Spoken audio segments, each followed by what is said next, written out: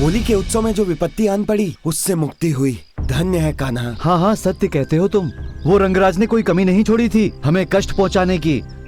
अब तो हर समय हमें भय लगा रहता है कि कुछ हुआ कुछ हुआ। किंतु अब शांति लग रही है।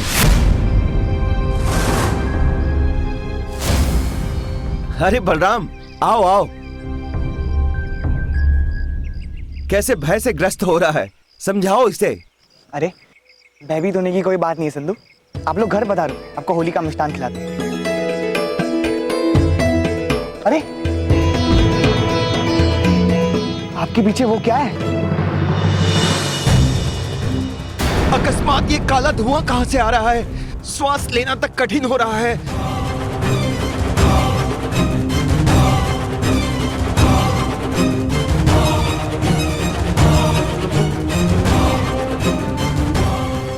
भाभी श्री, मैं तो कान्हा को राधा के प्राणों की रक्षा करने के लिए धन्यवाद देने आया था और आप यहाँ अतिथि सत्कार में लग गई।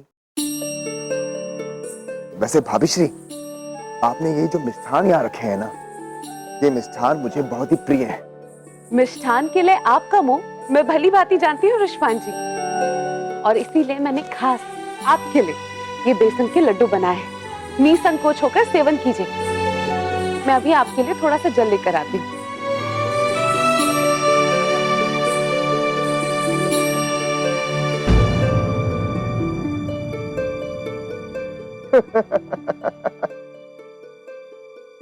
समझ गया। होली का उत्सव खत्म हो गया, किंतु कान्हा की ठिठोलियां अभी तक खत्म नहीं हुई। कैसी ठिठोलियां ऋषभान जी? पर ये क्या, आपने ये मिष्ठान पुनः थाल में क्यों रख दिया? भाभी श्री, आप भी क्या अपने बच्चों जैसी हो गई हैं क्या? या फिर आपने मुझे इतना भोला समझ के रखा है कि मैं ये मिट्टी के बने लड्डू खाऊंगा? ये कैसी बातें कर रहे हैं ऋषभान जी? तनिक ध्यान से देखिए, बेसन के लड्डू ही हैं। और आप भी ऋषभान जी, क्या मैं आपके साथ ऐसा व्यवहार भला कर सकती हूँ?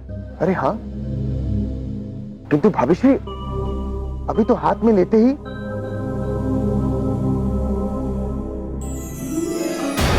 ये देखिए भाभी श्री, हाथ में लेते ही ये मिट्टी में परिवर्तित हो गया। ये कैसे हो सकता है? फेंक दीजिए इसे। ये बेसन मिट्टी में कैसे परिवर्तित हो सकता है? ये तो कोई माया है। कान्हा, कान्हा कहाँ हो पुत्र? यशोदा। भैया, आपने पुकारा? हाँ कान्हा, देखना, मुझे लगता है अवश्य रंगराज ने इस मिष्ठान में कुछ मिला है। जैसे ही लड्डुओं को खाने की कोशिश करते हैं, ये लड्डू माटी में परिवर्तित हो जाती है। किंतु यशोदा, ऐसा कैसे संभव हो सकता है? मैं सत्य कह रही हूँ आर्य, ये ऋषभान जी ने भी स्वयं देखा है। हाँ मित्र, ये सत्य है। अरे खाने की थाली में मिट्टी रख दी। माँ देखो ना, मैं जितनी बार भी भोजन हाथ में ले रहा हूँ वो मिट्टी बन रहा है। तो गड़बड़। कान्हा पुत्र, तुम कहाँ जा रहे हो?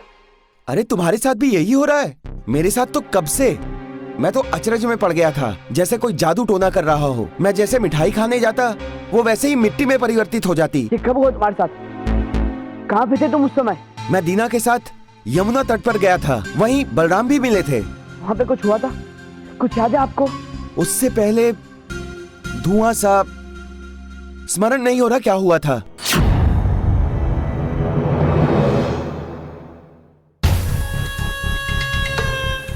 दाऊ, आज सुबह यमुना तट पे क्या हुआ था? वही तो मैं तुझे बताना चाहता था कान्हा। कुछ अजीब ही था, किंतु मन नहीं हो रहा। तथाचित किसी ने मुझसे मिष्ठान मांगा और मैंने उसे दिया, किंतु पूर्ण रूप से याद नहीं आ रहा है कि क्या हुआ था। दाऊ, याद कीजिए। यार, जो भी घटित हो रहा है उसके लिए पूरी घटना का विवरण आवश्यक है। याद कीजिए दाऊ। हाँ, मुझे सब कुछ याद आ गया। अचानक से अकस्मात सा धुआं उठा। 3 साधु प्रकट हुए और वो हमसे भोजन मांग रहे थे। कुछ मिष्ठान हम भिक्षुओं को भी दोगे? साधु या कोई मायावी? चलिए दाऊ।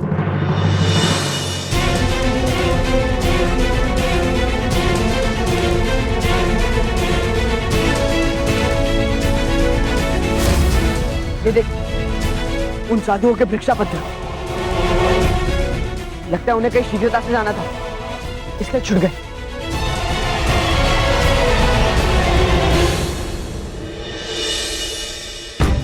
रुद्राक्ष की माला ये भी छोड़ दिया। ऐसी भी क्या जल्दी थी? अरे वो देखो उधर कौन आ रहा है।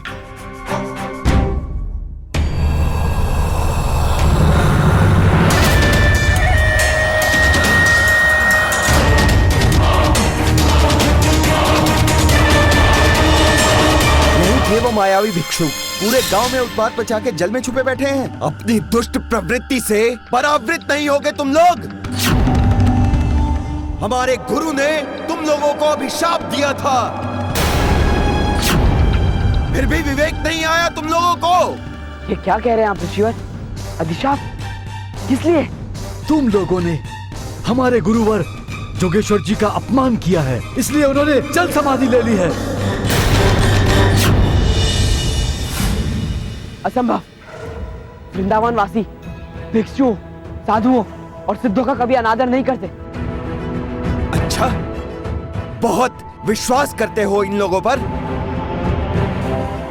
तो पूछो इन लोगों से, 12 वर्ष तक देवी अन्नपूर्णा की साधना और तपस्या करने के बाद जब हमारे गुरुदेव ने इनसे भिक्षा मांगी तो इन्होंने क्या बर्ताव किया हमारे गुरुदेव के साथ?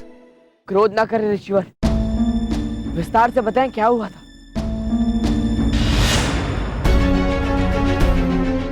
कुछ मिष्ठान हम भिक्षुओं को भी दोगे? भिक्षा मांगते लज्जा नहीं आती? साधु क्या हमसे पूछकर बने थे? आपका भरण पोषण क्या हम करें अब? ऐसा कुछ घटित नहीं हुआ था। मेरे रहते ऐसे किसी साधु का अनादर असंभव है। धिक्कार है। और कितनी मिथ्या बोलोगे बलराम? तुम ना होते तो हमारे गुरुदेव कभी अभिशाप ना देते। तुमने जो हमारे गुरुदेव के साथ बर्ताव किया है वो क्षमा के योग्य नहीं है। हमारा उपहास क्यों उड़ाते हो? हमने तो बस पेट की अग्नि शांत करने हेतु थोड़ी भिक्षा ही तो मांगी है। तू ऐसे नहीं मानेगा।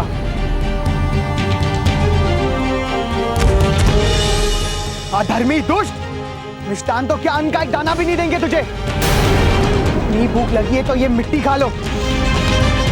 वृंदावन की मिट्टी इतनी पावन है, इससे ही तेरी भूख शांत हो जाएगी, समझे? इतना अभिमान, इतना अहंकार, मैं तो ये मिट्टी खा भी लूंगा, परंतु श्राप देता हूं, आज के पश्चात वृंदावन के निवासी भोजन ग्रहण नहीं कर पाएंगे। जिस मिट्टी को तू इतना पावन बता रहा है, अब वो ही मिट्टी तुम सबको खानी पड़ेगी।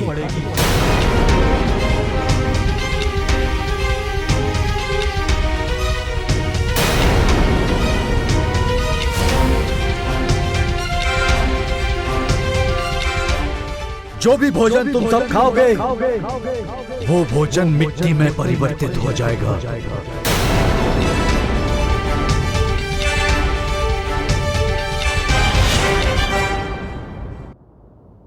क्या आप लोगों में से किसी को पता है कि वो धुआं कहां से आया था? अभी ने कहा था कि वो धुएं के आने के पश्चात भिक्षु प्रकट हुए थे। हाँ हाँ, उस धुएं के बाद ही हमने अपनी स्मरण शक्ति खो दी थी। हाँ हाँ, ये सत्य है। हम ऐसा दुष्कर्म कभी नहीं कर सकते। अवश्य ही कोई मायावी शक्ति है जिसने हमसे ये सब करवाया है। अपनी उदंडता को मायावी शक्तियों पर मत थोपो बलराम। हम भी तो थे ना वहां पर, उस भूमि के बीच में। हम पर तो उसका कोई प्रभाव नहीं हुआ। कदाचित ऐसा भी तो हो सकता है कान्हा कि वो धुआं से वृंदावन वासी को प्रभावित करने के लिए हुआ हो, पर ऐसा तो पहले कभी नहीं हुआ है कान्हा। कोई धुएं ने हमारे मन को वश में कर लिया और उसी के कारण हमने ऐसा कृत्य किया कि हम भी अभिशाप के भागीदार हो गए। पर प्रश्न ये उठता है कि ये दुष्टता किसने की होगी? उस धुएं को किसने भेजा होगा? राजन, युद्ध सदैव बल और पराक्रम से ही नहीं, अपितु छल और चतुराई से भी जीते जाते हैं। यदि असुरीय शक्तियां विफल हो जाएं तो किसी सिद्ध ऋषि की शक्तियों को उपयोग करना कोई अधर्म नहीं। भूख के आगे मनुष्य सर्वाधिक लाचार और शिथिल पड़ जाता है, और पेट की अग्नि बुझाने के लिए मनुष्य निकृष्ट से निकृष्ट कार्य करता है। भूख।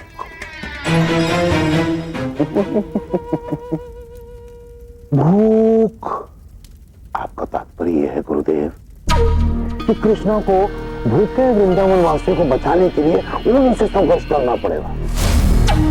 तो फिर 1 माह के भीतर ही संपूर्ण वृंदावन वासी मृत्यु को भेंट चढ़ जाएंगे। 1 माह कहाँ है वृंदावन वासियों के पास? वृंदावन वासियों को भूख लगेगी और इसी क्षण लगेगी। ऐसी भूख कि समस्त वृंदावन वासी भूख के कष्ट से हाहाकार कर उठेंगे। धन्य गुरुदेव, धन्य आप।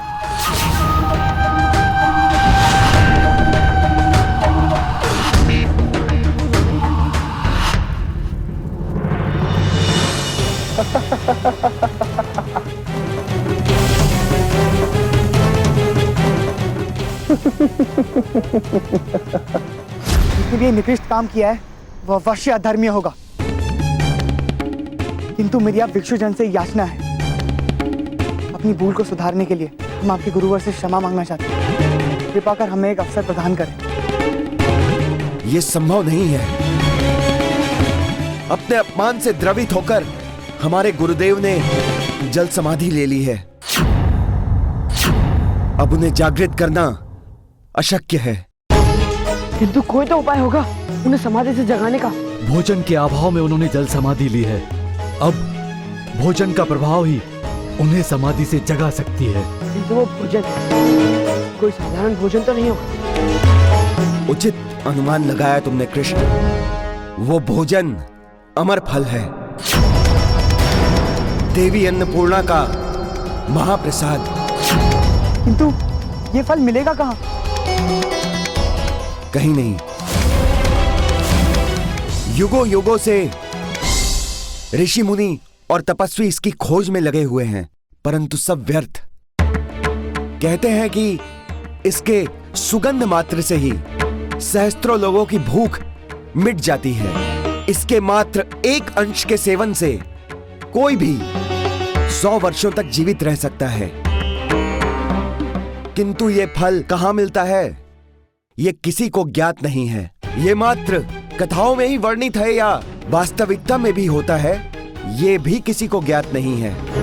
कितने ही तपस्वी तपस्या में लीन हैं इसकी कामना हेतु। हमारे गुरुदेव भी उनमें से एक हैं।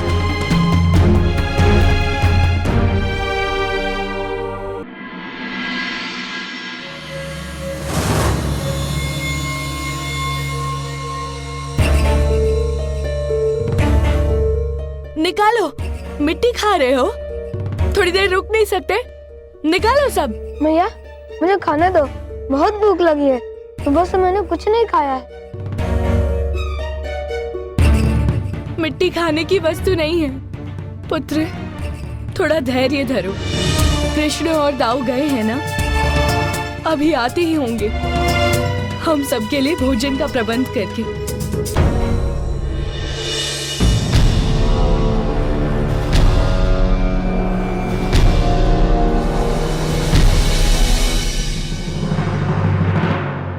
भोजन मुझे भी थोड़ा दे दो, मैं भी भूख से व्याकुल हो रही हूँ।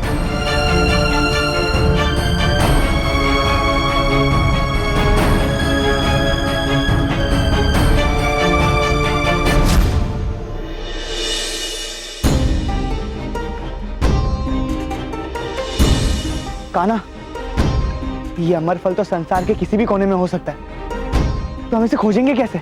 चिंतित क्यों होते हैं दाऊ? ब्रह्मांड में कहीं पे भी होगा, आएगा तो हमारे पास ही।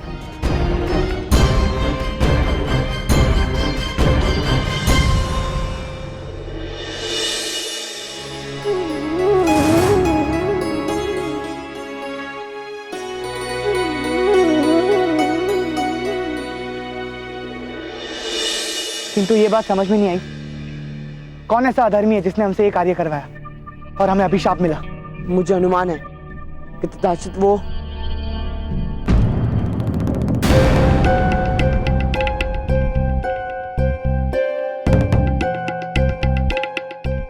ये क्या खाना, अमरफल तो आया ही नहीं।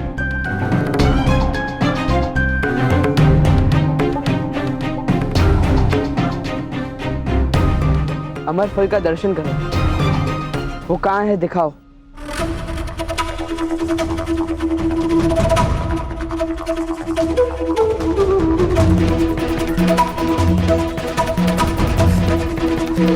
ये देखिए दाऊ, कितना अनोखा वन है। घास देखो, हमारे यहाँ के बांस से भी अधिक ऊंचे हैं।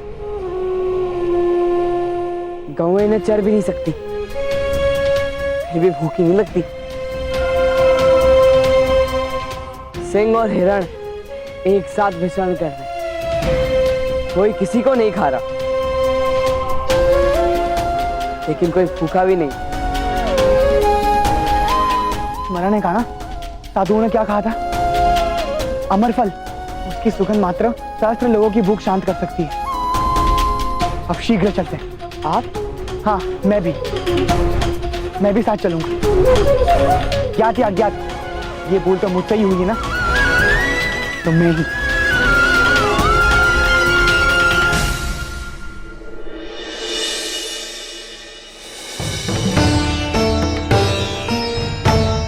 आशीर्वाद दीजिए, हम अमरफल लेने जा रहे हैं ताकि ऋषिवर से क्षमा मांग सके।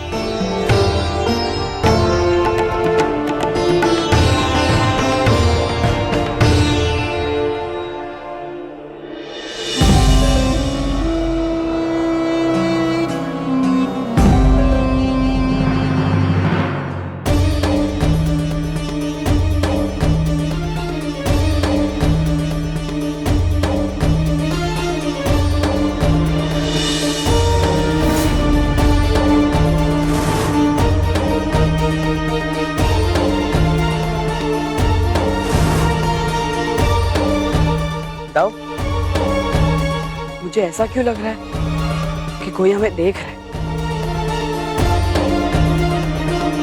ऐसे निर्जन स्थान पे हम दोनों के अतिरिक्त भला हो कौन सकता है। चलो, कितना विलक्षण है ना काना, ऐसा वन सच में मैंने कभी नहीं देखा।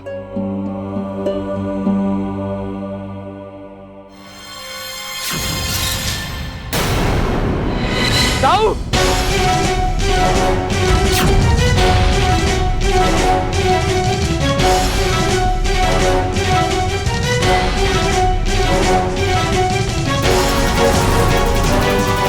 ये कैसा वृक्ष और हम पे प्रहार क्यों कर रहा है?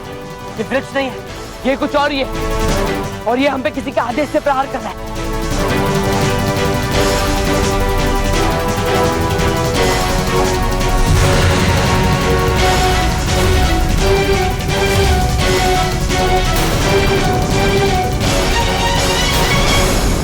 माता अन्नपूर्णा के पावन वन में ऐसे दानवी जीवों का क्या काम? मैंने कहा ना, ये यहाँ के जीव नहीं है, ये उन्हीं के आदेश का पालन कर रहे हैं जिसने एक कुचक्र रचा है।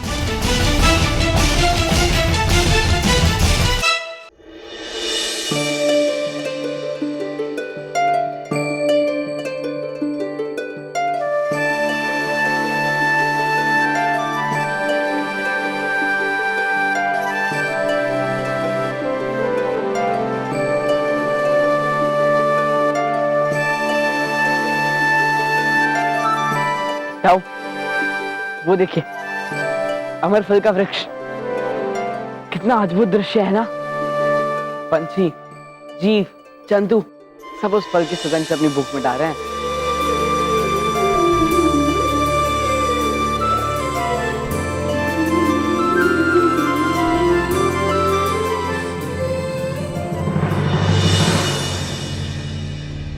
ये पक्षियों ने क्रंदन क्यों प्रारंभ कर दिया? क्या ये कुछ बताना चाह रहे हैं? कुछ नहीं कहा ना, वो बस हमें देख यूं ही उत्साहित हो रहे होंगे।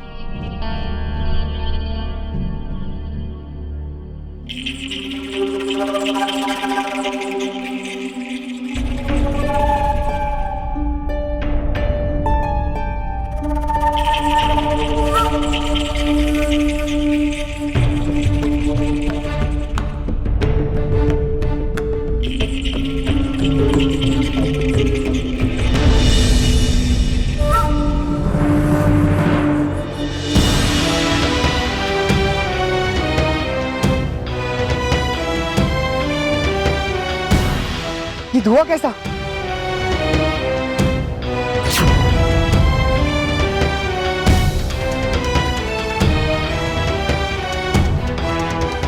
इस वृक्ष में स्वयं आग कैसे लग गई?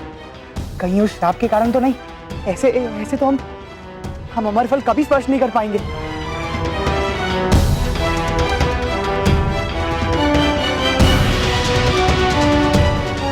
धीरज धरिए दाऊ,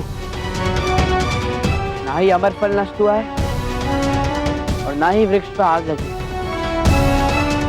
यदि ऐसा होता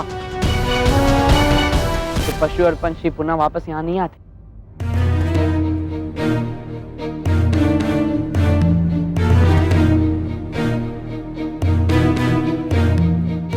दाऊ, उस अमर फल की सुगंध अभी भी आ रही, वो यही कहीं पे है। ये तो ऐसे ही होता है काना, किंतु वो है कहाँ?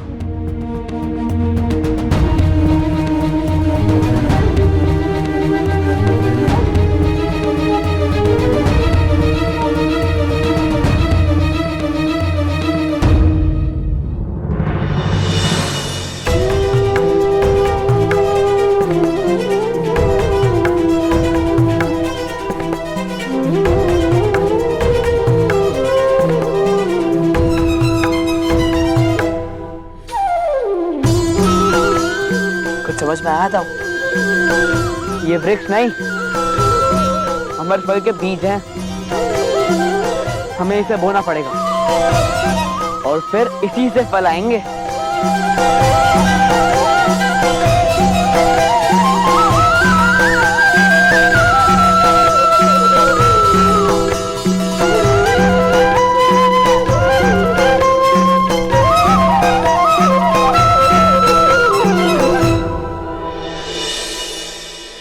देखिए दाऊ, जहां मैंने बीज रोपित किए थे वो कितनी शीघ्रता से बढ़ रहे हैं।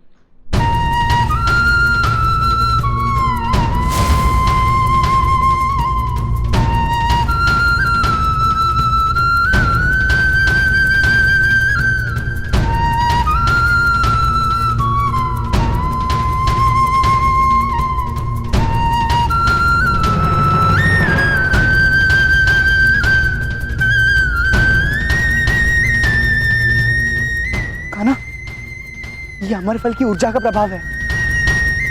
इसने धरा को भी कंपित कर दिया है। ये कोई साधारण भूमि पे नहीं उपजेगा काना। तो इसे रोपित करने का उपाय क्या है काना?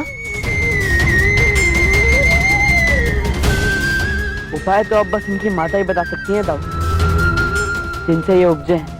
कौन काना?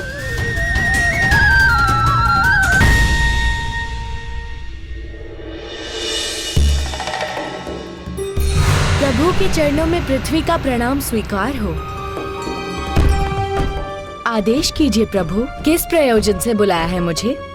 आपको तो क्या आती है कि ये अमर फल के बीज है। मुझे अपनी भूमि का वो अंश बताएं जहाँ पे मैं इन्हें रोपित कर सकूं। क्षमा प्रार्थी हूँ प्रभु, ऐसी भूमि है भी और नहीं भी। समस्त भूखंड में ऐसा कोई पावन स्थान नहीं है जहाँ देवी अन्नपूर्णा का ये अमर फल उपज सके। एक स्थान था जहाँ की भूमि इसकी ऊर्जा को झेल सकती थी और रोपित कर सकती थी, किंतु अब वो भी उपलब्ध नहीं है। ऐसा क्यों माते? क्योंकि उस भूमि पर जिसने भी प्रवेश किया वो जीवित नहीं बचा। वहाँ के प्रहरी ने अपने चारों पांव तले उन्हें कुचलकर मार डाला।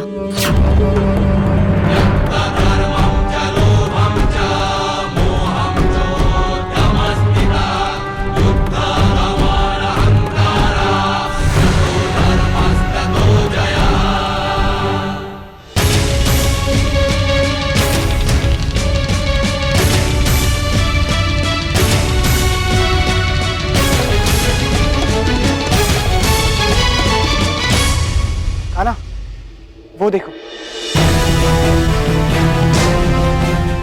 काना रुको, वो देखो, वहाँ एक हल पड़ा हुआ है। उससे भूमि जोतने के पश्चात हम इन बीजों को रोपित कर देंगे।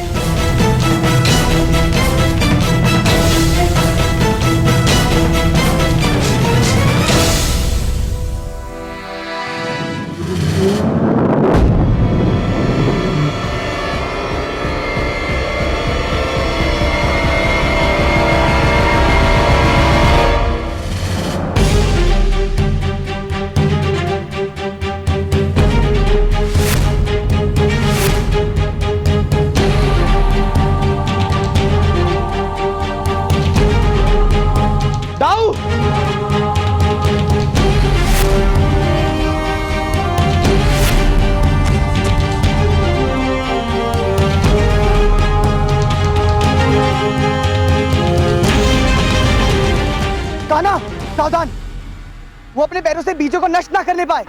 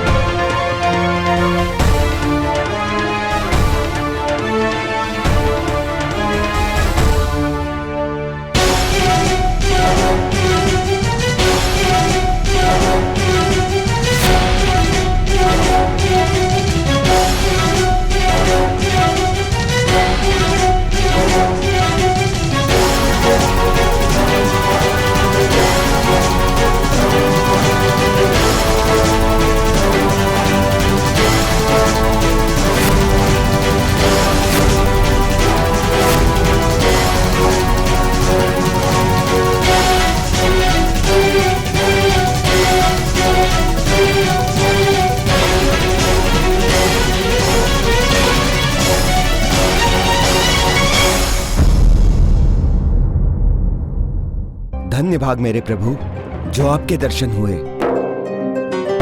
आपकी कृपा से मैं शाप मुक्त हो गया। तुम कौन हो? मैं भूदेव हूं। कठोर तपस्या के पश्चात वरदान स्वरूप मुझे ये अक्षय भूमि प्राप्त हुई थी। यह समस्त संसार की सबसे उपजाऊ भूमि है, किंतु लालचवश मेरी मति मारी गई थी। अहंकार में अंधा हो मैंने अन्याय का पाठ लिया और ये मेरी दशा हुई।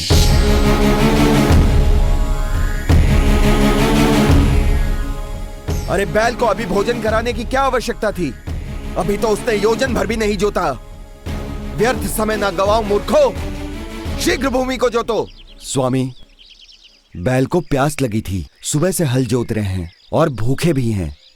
मैंने सोचा इन्हें आराम मिल जाए, इसलिए। पशुओं को कैसा विश्राम मूर्ख! ये भूमि मुझे वरदान स्वरूप दी गई है। यदि ये ईश्वर की इच्छा नहीं होती कि इस भूमि पर सदा हल चलता रहे, तो इसे उपजाऊ ही क्यों बनाता? पशुओं से करुणा नहीं, पशुता से काम लेना चाहिए। पशुओं पर अत्याचार करना अधर्म है, अन्याय है। ये भी तो जीव है, इन्हें भी तो हमारी तरह भूख लगती है, प्यास लगती है। इनमें भी तो करुणा होती है। कौन रोकेगा मुझे इस अत्याचार को करने से? तू! यदि इतनी ही करुणा है पशुओं से, तो स्वयं क्यों नहीं जुड़ जाता?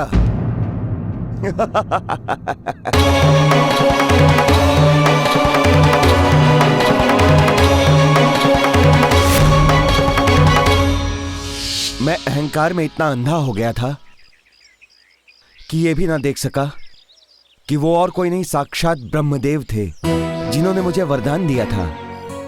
अब उनके ही श्राप से मैंने पशु योनि में जन्म लिया और तभी से इस भूमि की रक्षा कर रहा हूं। आज आपने मेरा उद्धार कर दिया प्रभु, आपको कोटि कोटि नमन। दाऊ, हमारे पास समय शेष नहीं, हमें शीघ्र ही वृंदावन के लिए प्रस्थान करना होगा।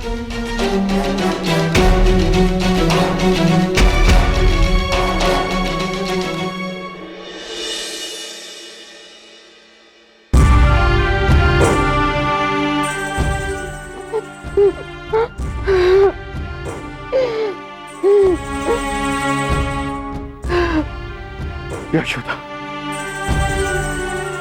ये क्या कर रहे हो तुम? भाटी, मैं अपना विवेक नहीं रख पाई स्वामी। क्या करूं? ये भूख सहन ही नहीं हो पा रही है। यशोदा, यदि मृत्यु का वरण करना ही है तो स्वेच्छा से करेंगे। चलो यमुना के जल में समाधि लेंगे, सबकी बात। चलो। नहीं यार, मैं कान्हा के बिना कहीं नहीं जाऊंगी। उसने कहा है कि वो शीघ्र ही वापस लौट कर आएगा। यशोदा, जब तक कान्हा आएगा पूरा वृंदावन शमशान बन चुका होगा। आर्य, आर्य कहाँ जा रहे हैं आप?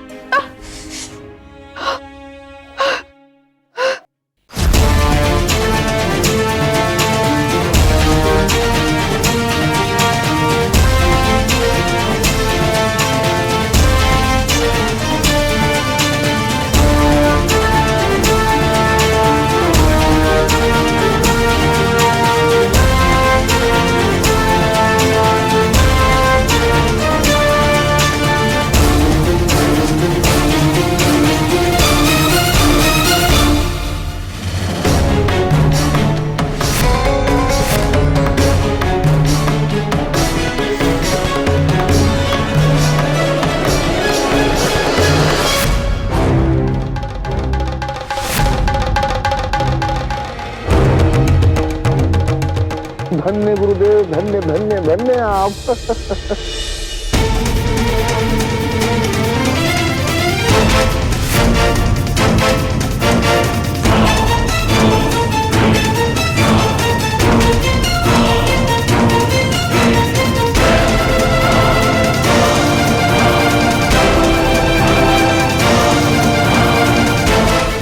क्या बल लगाने पे भी ये क्यों नहीं चल रहा?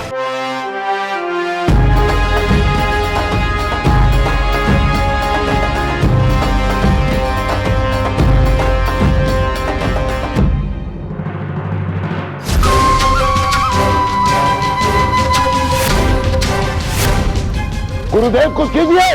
मैं अपनी पूरी शक्ति लगाने के पश्चात भी इसे रोक क्यों नहीं पा रहा हूं?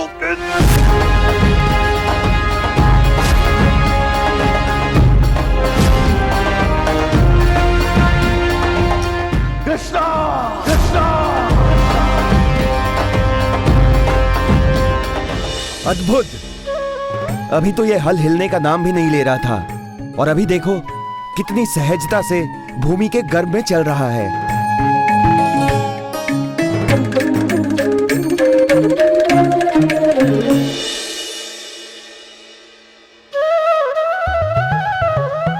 भूमि को तो हल से जोत दिया, अब और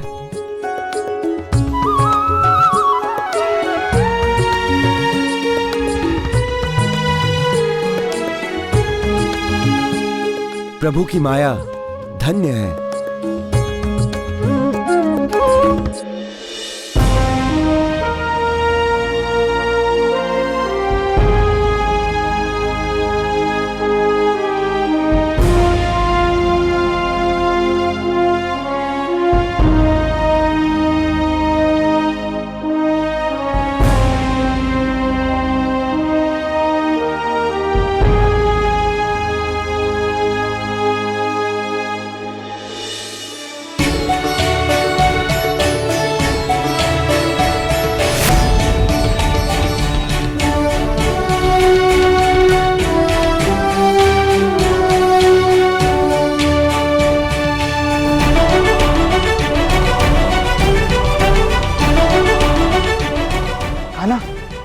ये देखो।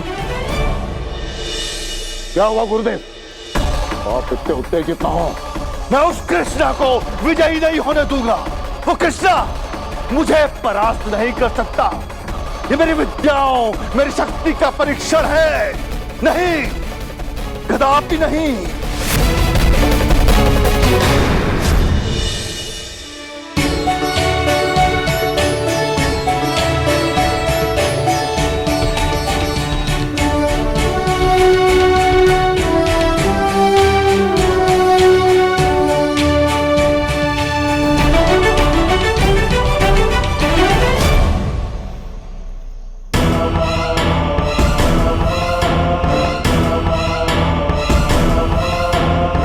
ये छाया कैसी? हे ईश्वर, हमारे गुरुदेव के प्राणों की रक्षा कीजिए।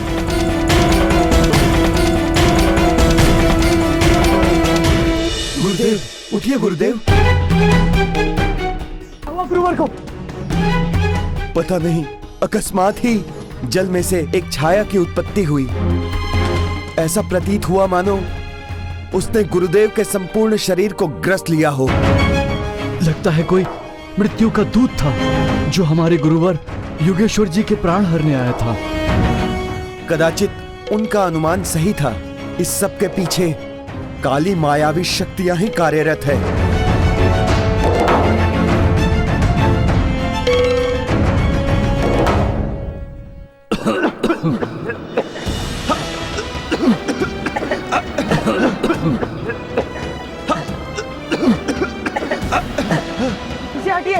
पीछे हटिए सारे। नहीं खाना बस। भूख से तड़प तड़प कर मरने से अच्छा है कि हम जल में कूदकर अपने प्राणों को त्याग दें। पीछे हटिए, पीछे हटिए। बस वो कितनी आशा नहीं है, वरना तो एक दिन सबको आएगी। ऐसा मत कहिए बाबा, आप तनिक शांति से काम लीजिए। कान्हा भी आता ही होगा। आप पीछे हटिए।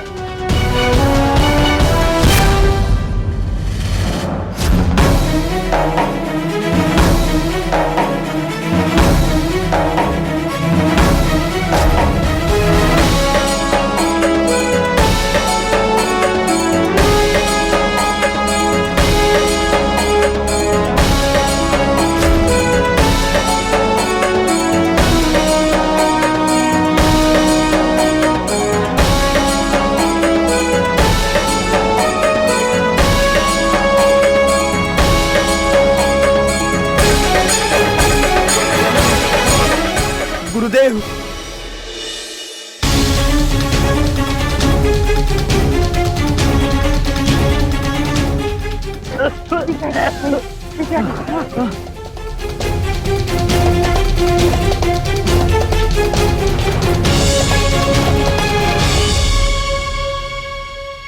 ये तो चमत्कार है। अमर फल के सुगंध से भूख की व्याकुलता मिट गई। हाँ हाँ, मुझे भी अब कोई पीड़ा नहीं है।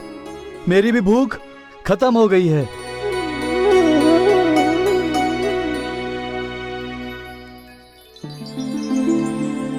धन्य भाग हमारे, जो आपके हाथों से मेरे प्राणों की रक्षा हुई। मैं क्षमा प्रार्थी हूं कृष्ण। किसी और की उद्दंडता के लिए मैंने समूचे वृंदावन को श्राप दे दिया। क्षमा चाहता हूं।